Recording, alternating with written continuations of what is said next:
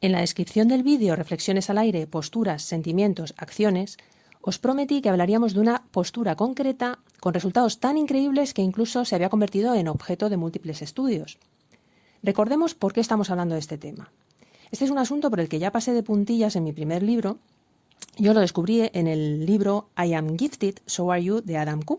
Y me llamó muchísimo la atención porque nunca me había planteado el escenario de esa manera. Luego lo confirmé consultando materiales de la doctora en neurociencia Nazaret Castellanos. Pero bueno, vayamos al grano. El tema es el siguiente. A modo de ejemplo, no es que uno se aburra y adopte en consecuencia una postura de aburrimiento.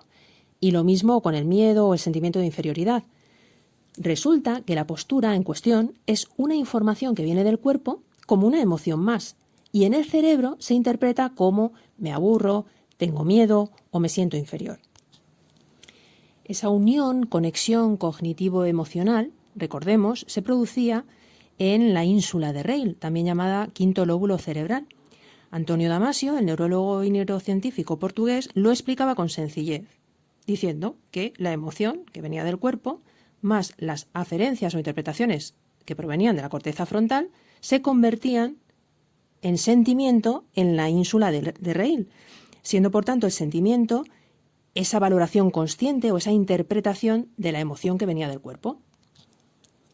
Mirad qué bonito. Antonio Damasio afirma que, comillas, el cuerpo sabe aquello de lo que la mente aún no se ha dado cuenta. Impresionante, ¿verdad? A este hecho él lo llama marcador somático. Pero vayamos al grano. Postura de Wonder Woman. También podemos llamarla postura del superhéroe.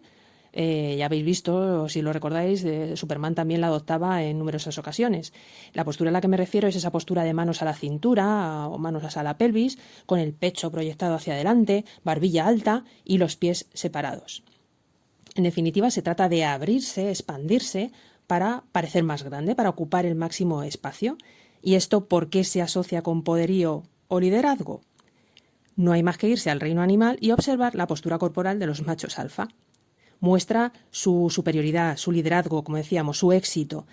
Y nosotros, al fin y al cabo, somos lo que somos y venimos de donde venimos. Os decía antes que todo esto había sido objeto de estudio. Concretamente, podéis ampliar esta información si buscáis una TED Talk de Amy Cuddy, que es una profesora de la Business School de Harvard. Amy se planteó cómo demostrar de manera sencilla que estas posturas provocaban cambios reales en el individuo, pues analizando la química hormonal del supuesto líder. ¿Y qué se espera químicamente de un líder? Niveles altos de testosterona, que es la hormona de la dominancia, y por el contrario, niveles de cortisol bajo, que ya sabemos que es la hormona del estrés, lo hemos hablado en numerosas ocasiones. Así, con niveles de cortisol bajo, el líder puede hacer frente a las situaciones difíciles sin dejarse llevar por los nervios. ¿Qué hicieron? Muy sencillo, 2 grupos. Uno de ellos adoptaría 2 minutos de postura de poder, no solo la de Wonder Woman, porque si no recuerdo mal eligieron 5 posturas de poder. Como os decía, 2 minutos de postura de poder y el otro grupo 2 minutos de lo que podríamos llamar una postura de debilidad. Resultados.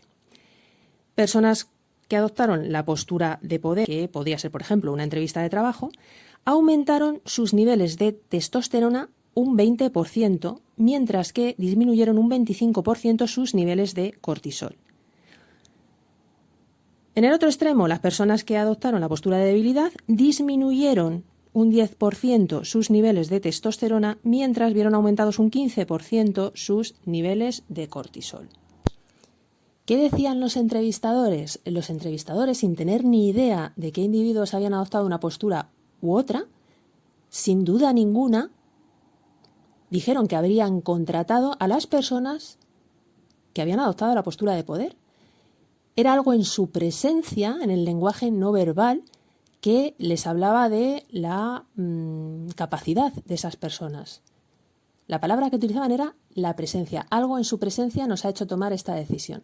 Fijaos qué sencillez en utilizar este truco y los resultados que podéis obtener en una situación como, por ejemplo, una entrevista de trabajo, o podría ser también un examen, ¿no? Es tener ya unas capacidades, pero realmente explotarlas al máximo, o dejarse vencer por los nervios y rendir y aparentar menos de lo que uno es.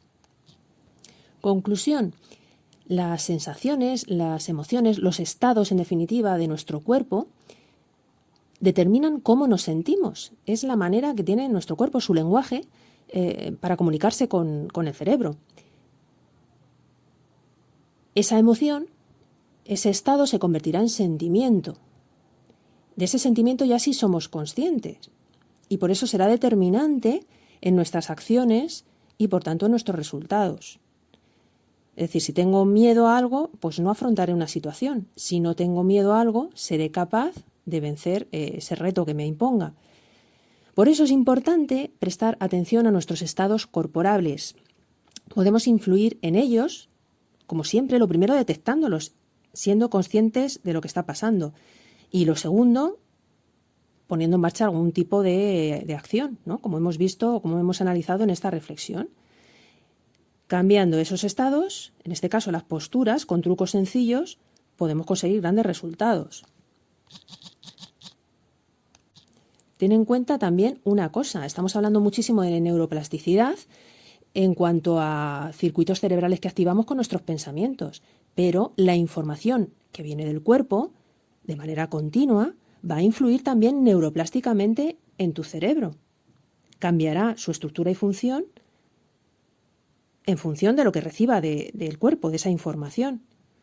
Si cambias el cerebro, si tienes un cerebro de una determinada manera, con un determinado cableado, pues un cerebro que está acostumbrado, por ejemplo, a recibir mensajes de miedo, te convertirás al final en una persona miedosa. Y ese cerebro tendrá una manera de percibir el mundo como un mundo hostil y tendrá una manera de responder al entorno, pues probablemente con más miedo y más cobardía. Al final, tú decides el tipo de cerebro que quieres tener. Ya has visto cómo las posturas determinan no solo cómo te ven otros, sino también tu autoimagen, la manera en que tú te percibas. El poder, ya lo has visto, está en tu mano, con cambios tan sencillos como jugar con la postura. Así que, adelante. Engaña un poquito a tu cerebro porque merece la pena y seguro que no se lo toma a mal.